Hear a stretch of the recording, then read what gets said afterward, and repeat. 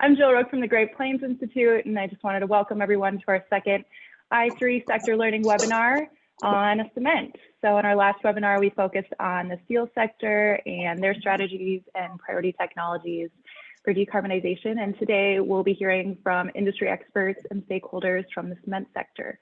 So before we jump into the main agenda of the call, Kate, could you go to the next slide, please?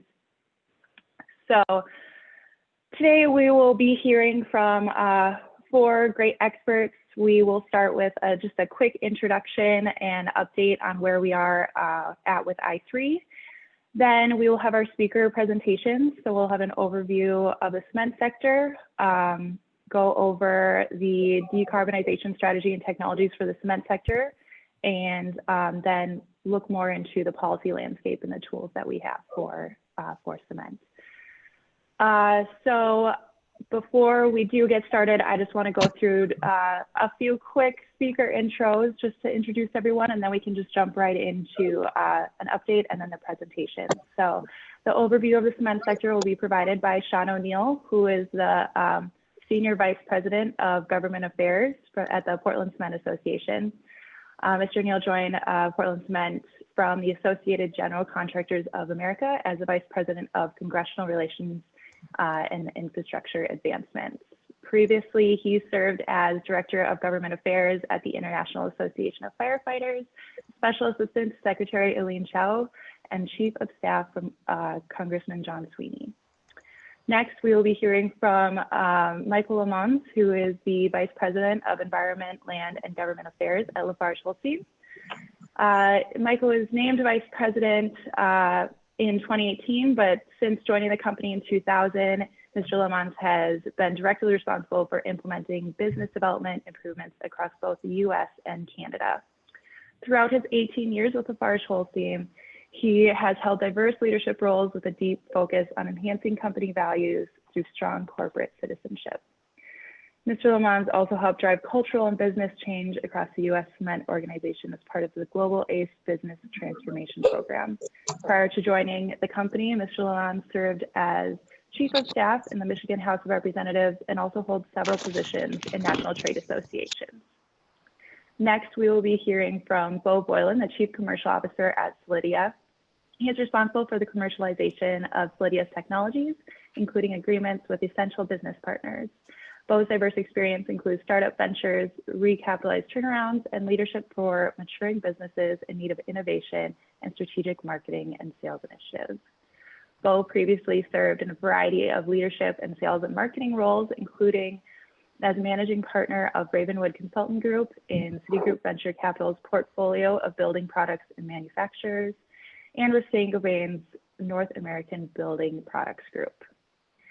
And finally, we will be hearing from Rebecca Dell, who directs the industry program for the ClimateWorks Foundation. Previously, she worked at the U.S. Department of Energy in the Obama administration, where she coordinated implementation of President Obama's Climate Action Plan and was a lead analyst and author of the U.S. Quadrennial Energy Review. Before her federal service, Rebecca was a scientist at the Scripps Institution of Oceanography, studying the interaction between the ocean and land-based ice sheets like those in Greenland and Antarctica. She has a PhD in climate science from MIT.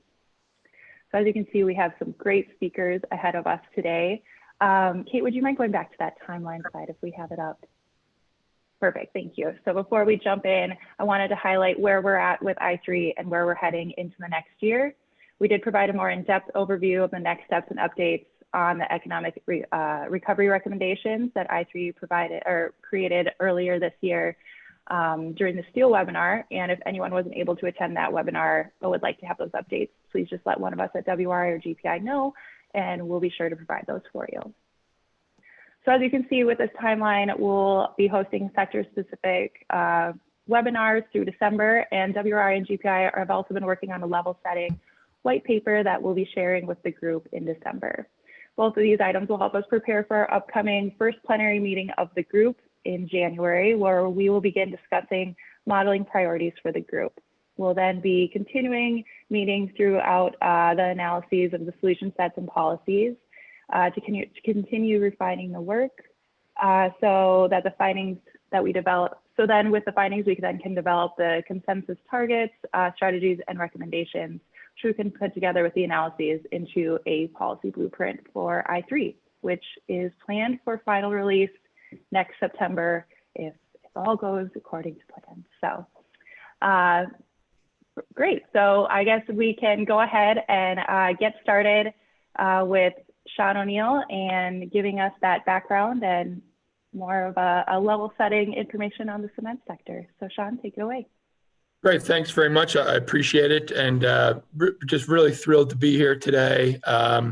Have really appreciated the work that we've done with PCA and I3 and the Great Plains Institute. So really happy to be here to give an overview of the cement sector. Obviously, decarbonization is a priority of ours, and what I'll do in my brief time here today is, again, provide you with kind of a basic overview of our sector, talk a little bit about what we're already doing in terms of the decarbonization, and then potentially, what we'll be embarking on going forward. So I also have members of our PCA team here with me today. So during the Q&A, they may be chiming in as well. So again, just wanted to thank you again for having us today. Next slide, please.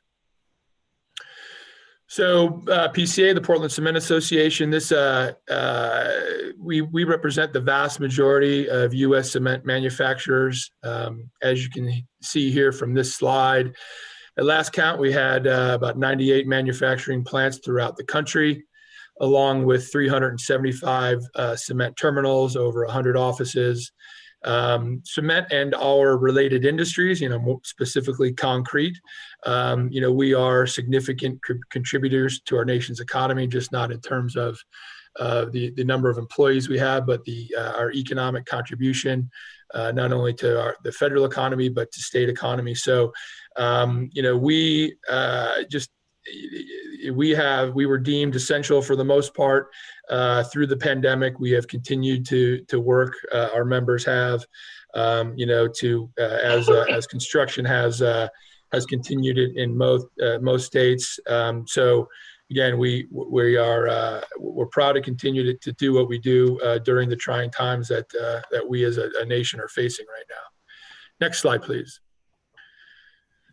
So here is the cement manufacturing process at a glance. I've been here at PCA for about a year, and I like to say I did know the difference between cement and concrete before I started, having worked in the construction facility and the construction world for quite some time. But not everyone does. So a lot of the discussions that we have when we're going up to talk to people is explaining the difference between cement and concrete, and a lot of that has to do with explaining the process of manufacturing cement. So limestone and other raw materials, as you can see in kind of step one, they're mined, and then they go through a series of treatment steps, including being crushed. Before they enter the kiln, which you can see there is step 6. The kiln requires significant amounts of energy because the kiln needs to be maintained, as you can see, at 1450 degrees Celsius. And the energy it takes to heat the kiln is referred to as energy or thermal emissions. So it's one of our emissions profiles, and the other one I'll talk about in just a minute. So obviously the only way to reach those temperatures in the kiln is with combustion, which again leads to the thermal emissions profile that we have as an industry. The limestone is then transformed into clinker in the kiln in a process called calcination, and that process emits carbon dioxide, and these are referred to as process emissions. So again, it's the our second emissions profile that we have. Again, obviously the energy emissions and the process emissions. The next step in the process is the clinker being blended with other cementitious binders and then ground to create the final cement product. So Portland cement is the basic ingredient in concrete. I think, as it shows here, concrete is formed when the Portland cement creates a paste with water that binds with aggregate and hardens, and also ultimately, creates the concrete. Well, the next slide is kind of important because it shows the actual chemical reaction that is the result of calcination, and in that, we refer to that process as kind of the chemical fact of life in our industry. So when the CaCO3 combined with the 2,500 degree temperature in the kiln, as we ultimately are melting the limestone and the other raw materials, that creates we have the CaO, calcium oxide, and then CO2. So the CO2 is that process emission we talked about. The CO2 goes to the stack at the plant, where the calcium oxide gets ready for additional reactions, ultimately leading to the cement product. So without this reaction, there is no cement manufacturing. There is no way to get around this. As again, we refer to this as I mentioned, as the chemical fact of life in our industry. I just wanted to put this up there for you all, so you can kind of see what that chemical fact of life, what that chemical reaction looks like. Next slide, please. So here is our emissions profile as an industry. As you can see, a very, very small percentage of our emissions are the result of coring and transport, grinding and preparation of the raw materials, cooling, grinding, mixing, which were steps in the process that I showed on my second slide. And the brunt of our emissions obviously comes from, as I mentioned before, the energy needed to heat the kilns to those very, very, very high temperatures. And then also the process emissions that are a result of the calcination process. Production of conventional Portland cement in the U.S. emits about 1 kilogram of carbon dioxide for every kilogram of cement produced. And again, that leads to the emissions profile that we currently have. Next slide, please. So, there's several levers to decarbonization. I've got 3 kind of bullets that I've highlighted here, and I'm sure throughout the discussion we'll hear examples. But we, as the cement industry, we continue to reduce our CO2 footprint on the combustion side, using alternative fuels like biomass. So that is a big area for us, is trying to increase the use of alternative fuels. We as a nation are behind other countries, in Europe, specifically Germany, in terms of the use of alternative fuels to heat our kilns. There's regulatory hurdles and legal hurdles that we face there. So we are increasing the use of alternative fuels and need some help from our friends in the federal government to further increase our use of those fuels.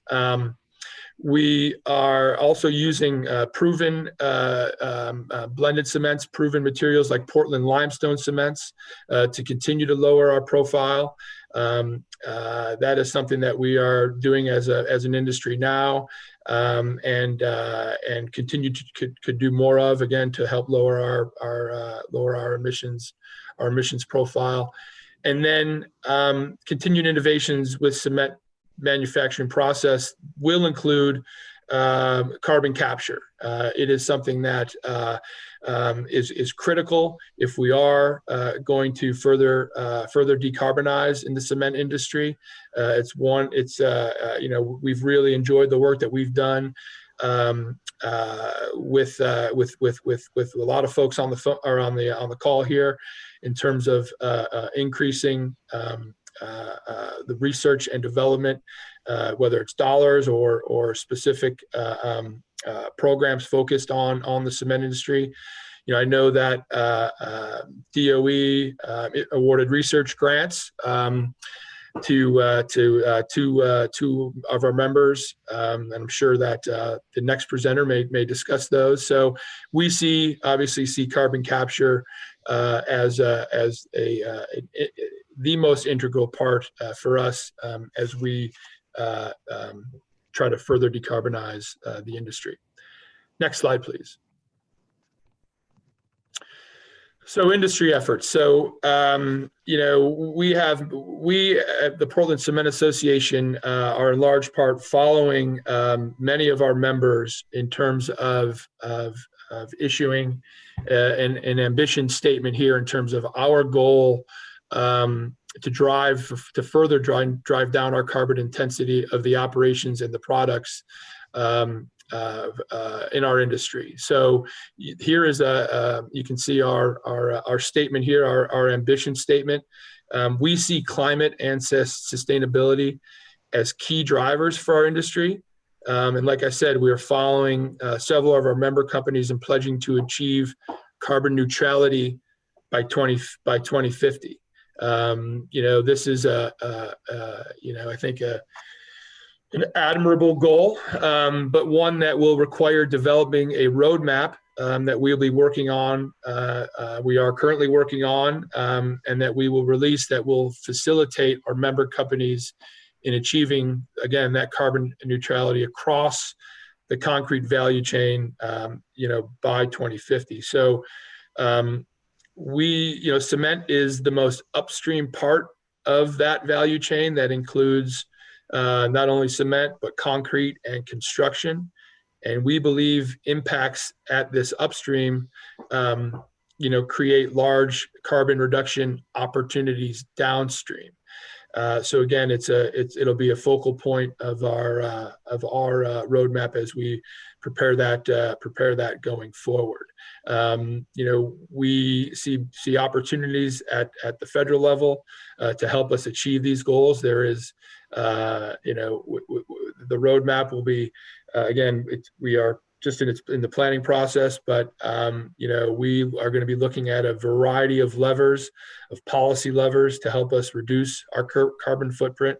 And again, as I mentioned earlier, I think one of those key levers is on the innovative technologies and the carbon capture portion of the spectrum. So with that, I think we're going to save Q&A until later, but I will hand it off. Great. Thanks so much, Sean, for that background. And now we will hear from Michael LeMonds on more specifically what LafargeHolcim is doing in their strategy and priority technologies. So Michael, please take it away. All right. Thank you, Jill. And, I'm pleased to be here today as part of, as one of the members of I3, as well as a great partner with Great Plains Institute and one of our fantastic partners, Solidia, who's going to speak next. So it's a really good opportunity to showcase, as Sean said, some of the opportunities that exist for the cement sector, as well as talk a little bit about the challenges. So I'm going to start with the challenges, and then I'm going to talk about what leadership looks like for LafargeHolcim. For those that don't know the business, and I know there are many people on the phone like Rick Johnson and Tom Dower, who are great partners that I work with on a very regular basis, talking about what leadership looks like in the space. LafargeHolcim is the leading building materials company in the world. In the US, we are the largest construction materials company and the #1 cement producer. So as Sean talked about, there are certain challenges for the cement sector that are important to understand when we talk about the pathway to net zero by 2050 and what that looks like. And I'm going to highlight a couple of those, and then I'll talk about what leadership looks like from our company's perspective. Certainly on the challenges side, cement, as Sean articulated, is an energy-intensive manufacturing process. We are also significantly trade exposed, which creates another layer of complexity as we look at how to decarbonize the cement sector, to do it in a way that there is a just transition, to allow a technology transition, to allow a fuel transition, and to allow for the maturation of things like carbon capture and carbon reuse. So there is there are some challenges from that perspective. Leakage is a very significant concern for the company, and I'm talking specifically about CO2 emission leakage. So if there are policies that are developed in the U.S. And there is not an appropriate adjustment at the border or some type of a transition mechanism in the policies, we are easily subject to imports of products that can significantly deter domestic manufacturing. And I think we need to understand what that balance looks like as we're talking about policies and the roadmap to decarbonize the sector. Alternative fuels, Sean talked about, the CO2 footprint of a cement plant is about 60% process emissions, which Sean did a great job of articulating what that is.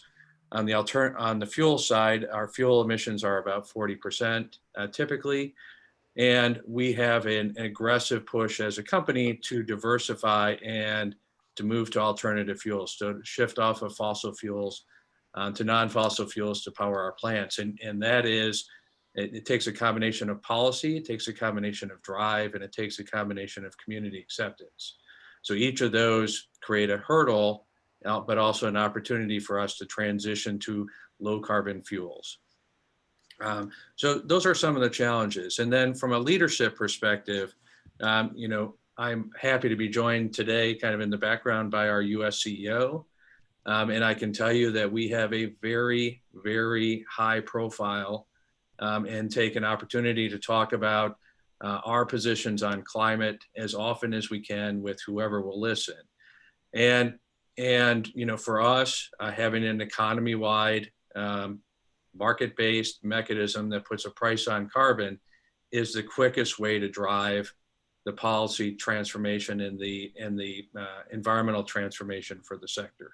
We're very transparent about that. In fact, yesterday or the day before, our CEO co-authored with WRI an op-ed to talk about that action on climate is ripe and alive in the business sector. And it's something that we're talking about publicly. We're talking about in all the public forums, making sure that we make our policymakers aware that we support a price on carbon, that we support action on the federal level, that we support an economy-wide program. And it needs to take into account some of the issues that I talked about from a challenges perspective. Also from leadership, we are the first cement manufacturer and construction materials manufacturer to come out with a net zero commitment. Sean talked about what that looks like. What's unique about what we put on paper, and we're advocating, not only in the U.S. but around the world, are reductions based on science-based targets. So having a clear pathway. So it's great to say that we're going to be carbon neutral by 2050. It's much more difficult to say we're going to be carbon neutral by 2050, and this is what it looks like in 2021 and 2025 and 2030, so that you have a clear path to actually hit that carbon neutrality goal by the time we get to 2050. So that I think is it's unique. It's also very powerful. And then I'm going to talk a little more about what leadership looks like for us. So we relaunched. We have a product line called EnviroCore. It's a cement product line. It's low embodied carbon cements. So though kind of reintroducing that product line to the U.S. market is another example to give people an opportunity to choose. And when I say people, it's governments, it is our customers, it is the end users of our products, give an opportunity to choose a cement with a lower embodied carbon. We also around the same time introduced an EcoPact concrete, which is a low carbon concrete. So it's cement and concrete, two separate, as Sean said, two separate products, but they're intertwined together and inescapable to have one without the other.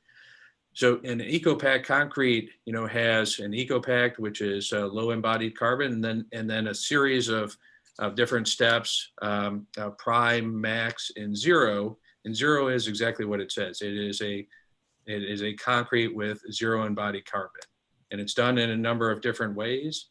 But that that is a possibility to be able to produce and to sell into the U.S. market. So those are all, what for me, what leadership looks like. And then, to work with partners like Solidia. I mean, Solidia we use the technology in Pennsylvania at our Pennsylvania plant to produce another type of low embodied cement that Bo will talk about. But it's a great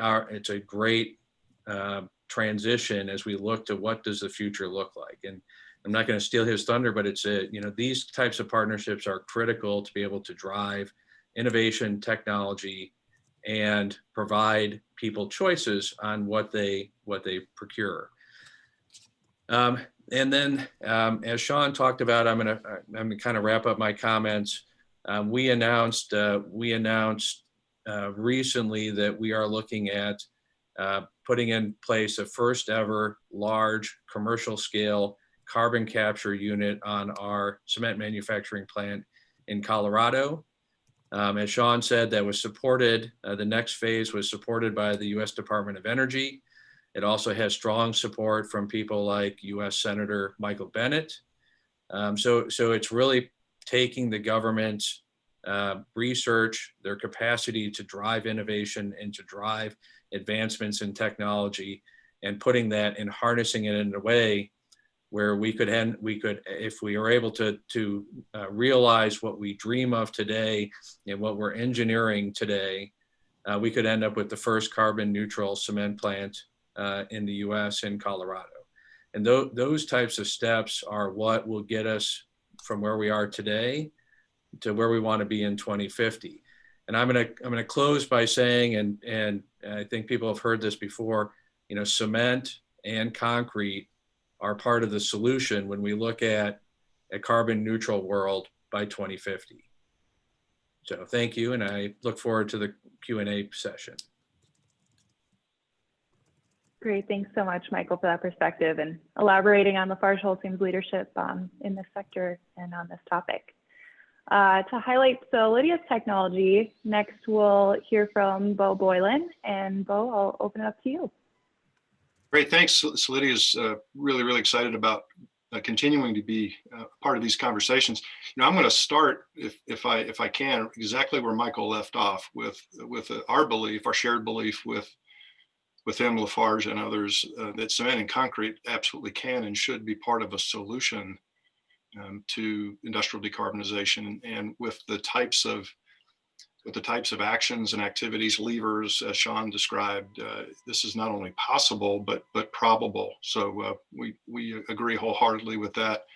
So Solidia, and I'm going to borrow liberally from Sean and Michael. That probably makes them nervous because they have no idea what I'm going to say. But I'm going to borrow liberally from them because I think they really set up at least my comments very, very well. So I'll start back with Sean and some of the graphics that he used to briefly explain who Solidia is, and what we do and what is our contribution to this discussion. So if you recall, Sean had laid out a slide that had a graphic of a cement kiln. So Solidia is a new low carbon, low energy, non-hydraulic cement clinker. And in addition to that, we have a technology that enables concrete producers to then utilize that low carbon, low energy, non-hydraulic cement to cure fully with CO2.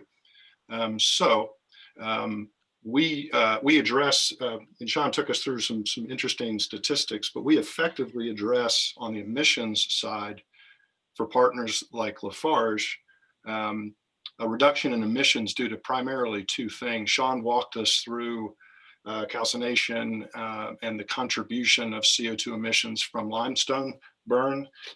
Our cement chemistry uses actually less limestone. So when LafargeHolcim makes the cement, as an example, there's less limestone burn, less emissions. In addition to that, he also talked about the temperature that you have to run the kilns at. I think he said 1450. Solidia is going to burn at an 1150, 1200 kind of range. So you combine those two, you have less emissions from calcination due to less limestone. You have less emissions on the thermal side due to lower energy needs. And you come up with a 250 to 300 kilogram reduction in CO2 per ton of cement produced. So it's pretty significant contribution. So we impact the cement side in those important ways, while simultaneously enabling our partners to utilize existing plant and equipment, existing raw materials, existing supply chains, and so on. We think that's important for adoption. Companies like Lafarge have the appetite, they have the know-how, they have the will, they have the leadership support to spin up these new technologies. And we think it's important in our partnerships that we need to be able to use as much as we can that already exists without having to create a lot of new infrastructure. That'll slow down adoption, and that'll ultimately hurt things. So that kind of cement conversation. On the concrete side, so now I've got a clinker that gets ground, Lafarge grinds it, and they put it in their supply chain, deliver it to a concrete producer. And then the concrete producer effectively utilizing up until the curing part, their existing infrastructure, plant equipment, raw materials, aggregates, and so on. CO2 is introduced and actually cures with CO2 through a chemical reaction. So that's sort of Solidia. I'm kind of looking at my notes. So in terms of, and I'll go back to Sean in terms of PCA's levers. I like how he laid these out. He mentioned 3: carbon capture. We talked a little bit about how we participate in that conversation. One of the exciting things, and I know Lafarge is working on this, but one of the exciting things too is internal capture for cement producers. So how does the cement producer, on one hand, can I lower my emissions? Yes, I can do that. And then how can I immediately capture emissions and return them somehow into a product or process inside my kiln? This is a project we're actually working on with the Department of Energy right now, where a cement company could actually do that and essentially carbonate the clinker or the cement, which gives it some great properties in terms of concrete, and then actually really double down on the CO2 input there as well. Blending, very important part of the solution. I think that's going to be with us for a while. We participate in the blending side. It's somewhat of a newer extension of our technologies through a synthetic SEM, supplementary cementitious material. Portland limestone was talked about, slag, fly ash, metachelines, fumed silicas, some of the natural pozzolans that are available to support blending, which reduces clinker factor, which reduces environmental impact. We participate in that category as well.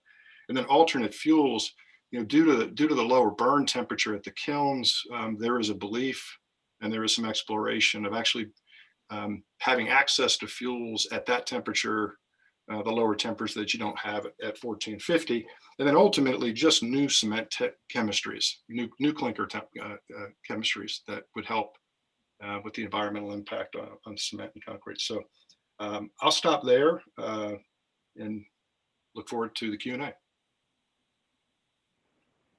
Great, thanks so much, Bo, for that background and highlighting kind of where Solidia's technology can really provide that impact. To explain further the policy levers and tools that have been broadly mentioned by, I think, all of our speakers today, we'll hear from Rebecca Dell. So Rebecca, take it away. Great, thank you. So we have had some great perspectives so far on what are some of the technical pathways and what are some of the key characteristics of the cement and concrete system that we should be thinking about. And so the I3 team asked me to walk through what is the policy landscape that we might be thinking about to go with those and to accelerate our progress along some of those technical pathways that we have so far been discussing. So next slide, please. So the first thing to say, I'm assuming everyone on this call already knows this, is that I3 has already made some great policy recommendations. I have recapitulated them here very briefly. There are things like introducing, making it easier to access existing relevant tax credits, expanding cost share for early studies, feasibility analyses, expanding access to loan guarantees, bringing back the 48C advanced manufacturing tax credit, increasing the availability of technical assistance, increasing our investment in R&D, and expanding our investments in industrial energy efficiency. All of these things are great ideas. I can see why everyone liked them.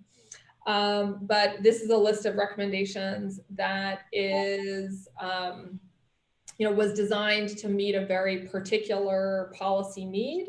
And so we shouldn't think of them as comprehensive. There's a much larger landscape of policies that we want to be considering. So in the next few slides, I'm going to try and walk through those. So next slide, please. So I've bucketed the policies into a few kind of broad categories, so the first one of those broad categories is create markets. This, I think, probably should be a no-brainer. Nobody's going to make low GHG cement and concrete if nobody wants to buy low GHG cement and concrete. So we want to be actively fostering markets for these products. And the underlying logic here is that if there is, whatever cost there may be of reducing greenhouse gas emissions from the cement and concrete industries, we want to make sure that that cost is passed through to final consumers. And this was mentioned kind of using different language, but it's the same idea by Michael LeMonds from Lafarge when he talked about their concerns with CO2 leakage.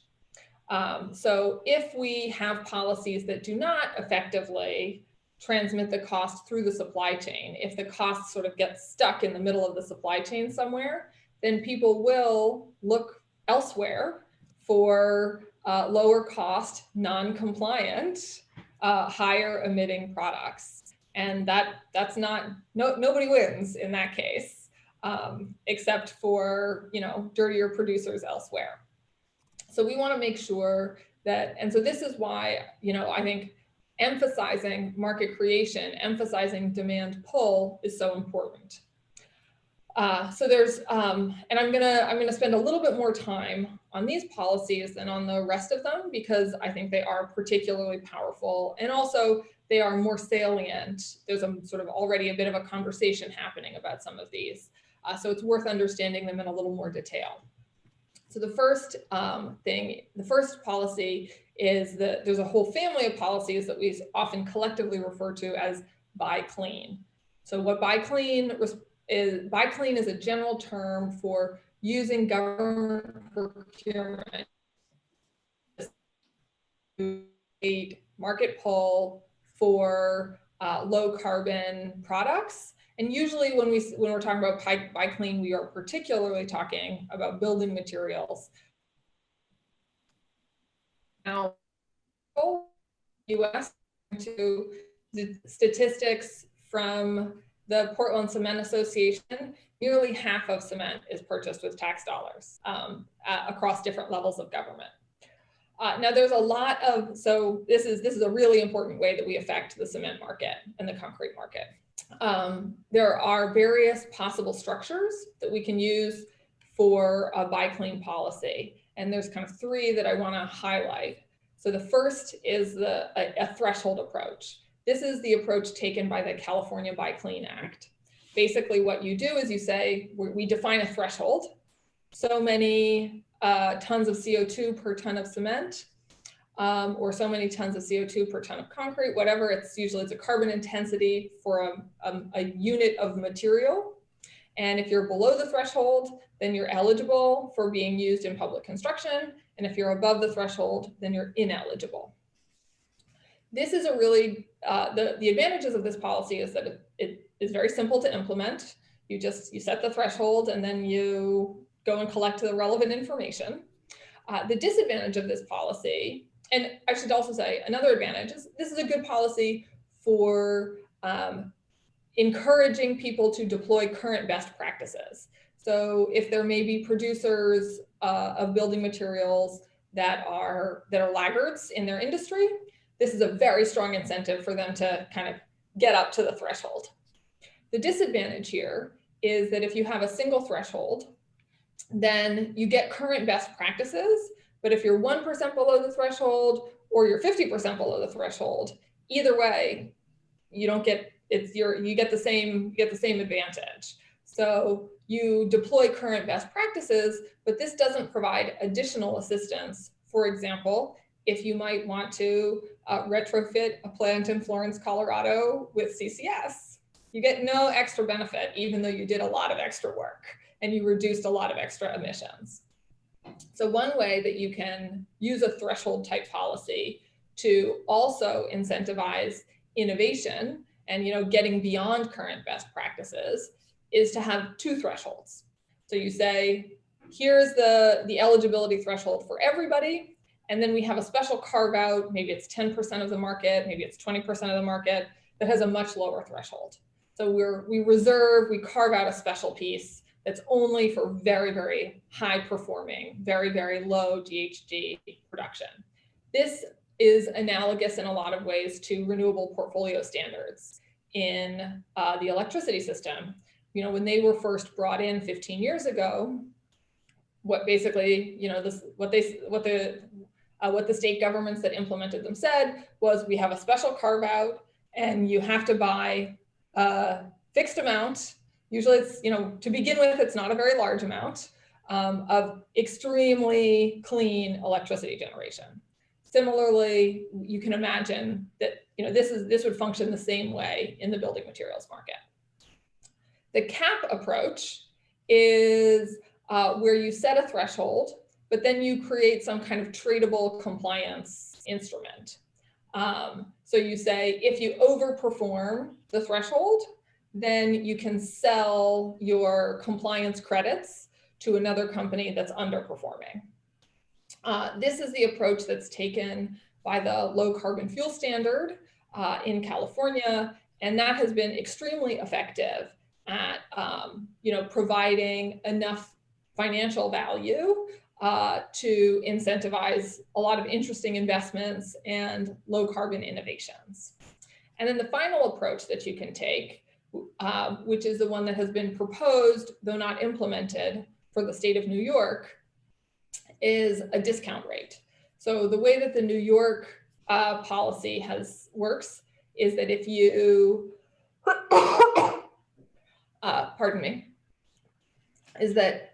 if you have very low greenhouse gas emissions associated with your building materials for a public construction project, you basically can discount your bid price a little bit. So they'll take 5% off your bid price when they're deciding which bid to choose. So these are all great approaches. There's a lot of different ways we can do the thing that we kind of collectively refer to as buy clean. But I think the one thing I'd like to leave you with is we want to incentivize both current best practices, but also provide incentives for innovation, for even better things, even lower greenhouse gas things, like like CCS, like what the team is doing at Solidia. Now, for clean products, so that's buy clean. The other way we create markets is with this very broad category of policies that I call clean product standards. Now, product standards are like one of the most standard, most normal pieces of policy that we use. We have tons of product standards. They include things like fuel efficiency regulations for cars, building materials, consumer product safety rules. All of these things are product standards. And so far, we have not used them to promote environmental performance in building materials, but that might be a very effective way to proceed in the future. The first thing that we would do might be some kind of labeling and mandatory information disclosure about the environmental performance of different products, Carbon Star or things like that. But in the future, we might have some, we might have mandatory product standards that define environmental performance levels that you have to achieve in order to sell your product either on the public or the private market. And this sort of thing could be applied at the cement or the concrete level, and is, I think ultimately is where we want to go. The reason that, so one thing, and I want to also connect this back to another comment that Mr. LeMonds made, which was about carbon pricing. So I am in favor of carbon pricing. If we want to go that way, that's great. I'm not going to talk about it in detail in this presentation. And the reason for that is precisely the leakage concern that he identified. So if we focus on the products instead of the production processes, we don't have to worry nearly as much about leakage, because products that are imported have to follow the same standards as products that are made in the United States. Next slide, please. So the next set of policies that we are that we should be thinking about is supporting innovation. Currently, amazingly to my thinking, is the federal government is really only spending a few $1 million a year on low greenhouse gas cement innovation. So we need to both increase those expenditures and we need to realign them, because they're currently kind of spread across the government with a little bit here and a little bit there. And many are really focused around energy efficiency, not overall environmental performance. So that's one thing, so that's a kind of a baseline, definitely need to do thing. I think we also need to be talking more about demonstration at scale, and how the government can support that kind of demonstration at scale. We have seen a lot of really interesting demonstrations, like, for example, the Lilac project in Belgium that have been happening outside of the United States, largely because other governments have been providing support, but the US government has not. And I don't think that we want to fall behind here. So I just identified a couple of things that might be ripe for those types of demonstrations at scale, which include multiple approaches to CO2 capture and also opportunities for CO2 utilization through artificial aggregates or other carbonation processes like the one Mr. Boylan mentioned. Next slide. Okay, so then create markets, so support innovation, and we also are going to want to support deployment, particularly as more decarbonization options become available. So I listed here a set of tools that we have already used at different points and for different reasons and in different ways around to help us make progress on cleaning up the power sector. These types of tools are also very likely going to be useful to us in cleaning up the cement and concrete industries and in helping them to continue to provide the valuable products that they do, but with dramatically lower greenhouse gas emissions. So credit supports, these are things like the DOE loan program. Tax credits, these are things like the investment and production tax credits for renewable electricity, the 45Q tax credits. Subsidies, so these are similar to tax credits, but they happen in the budget instead of in the tax code. And these include things like grants in lieu of tax credits. They also include things like carbon contracts for differences, where the government can enter into a contract with a facility that says, we'll basically, whatever your benchmark emissions for your product are, we'll pay you an equivalent carbon price for the amount of abatements that you achieve, so that when your product makes it to market, it will, it'll be the same price as it would have been had you used more old-fashioned, more environmentally damaging production processes. And then direct contracting and investment. Sometimes we get very nervous about talking about direct contracting and investment, but this is actually something that the US government has done a lot of over the course of the last century. And in fact, there are already statutory authorities on the books that allow the government to do a lot more of this.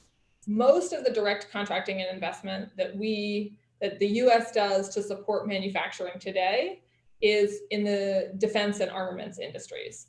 But there's no reason why we can't use these very powerful tools in other industries as well.